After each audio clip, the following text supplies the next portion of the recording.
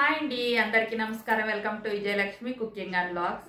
చాలా రోజులు అయింది కదా వంటలు అయితే చేయకోక. ఇక వీడియోలు అయితే కంటిన్యూగా వస్తాయి, మంచి మంచి వీడియోలు అయితే వస్తాయి, చూస్తాయండి. ఇక వీడియోలోకి అయితే వెళ్ళిపోదాం. ఇక నేనైతే ఇక్కడ పూరీలు చేస్తూ ఉన్నాను. ఇక చూడండి, గోధుమ పిండి అలాగే మైదా పిండి ఓలిగి రవ అండి, మనం భక్షలు చేస్తాం కదా ఆ రవ అన్నమాట. ఇలా మూడు రవలు వేసి మిక్స్ చేసి మనము పూరీ చేసుకుంటే చాలా టేస్టీగా సూపర్గా ఉంటాయన్నమాట. ఇక సాల్ట్ కూడా వేసేసి ఒకసారి బాగా కలిపేసుకోండి.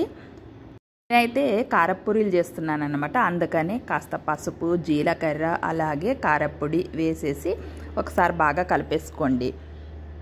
ఈ కారపూరీలు వచ్చేసి ఉత్వేగం తినొచ్చండి, అంత టేస్టీగా చాలా బాగుంటాయి. ఇక కాస్త ఆయిల్ కూడా వేసేసి ఒకసారి బాగా కలిపేసుకోండి. ఇక ఇలా కలుపుకున్న తర్వాత కొన్ని నీళ్లు వేసుకుంటూ ఒకసారి బాగా కలిపేసుకోవాలి. ఇక చపాతీ పిండి ఎలా కలుపుకుంటామో అలా కలిపేసుకొని ఒక అర్ధ గంట పాటు మనమైతే ఇలా మూత పెట్టేయాలి. ఇక ఆ తర్వాత పూరీలు అయితే ఇలా తిక్కేసుకొని ఇక పూరీలు అయితే ఇలా వేస్తూ ఉన్నాను. చూడండి, పూరీలు అయితే ఎంత బాగా వచ్చాయో. మా ఇంట్లో అయితే మా పిల్లలకు చాలా ఇష్టం కారపూరీలు అంటే. టేస్ట్ అయితే సూపర్గా ఉన్నాయి అంటున్నారు, తింటా ఉన్నారు ఒక సైడు ఇక్కడ చేస్తూ ఉంటే. ఇక ఇందులోకి అయితే నేను కొబ్బరి చట్నీ అలాగే ఆలు పల్లెము చేశాను. సూపర్ అంటే సూపర్ టేస్టీగా ఉన్నాయన్నారు. ఇక మధ్యాహ్నానికైతే నేను ఇంకా అన్నం వండేశాను.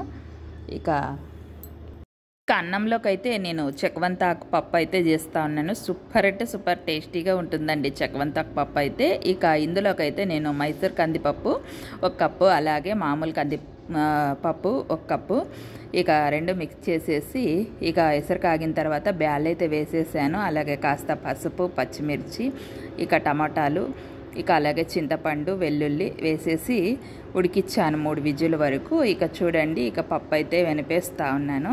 ఇక పప్పు అయితే గుమగుమలాడిపోతుందండి. చాలా అంటే చాలా టేస్టీగా సూపర్గా ఉందన్నమాట. నా ఛానల్ కనుక మీకు నచ్చినట్లయితే లైక్ చేయండి, షేర్ చేయండి.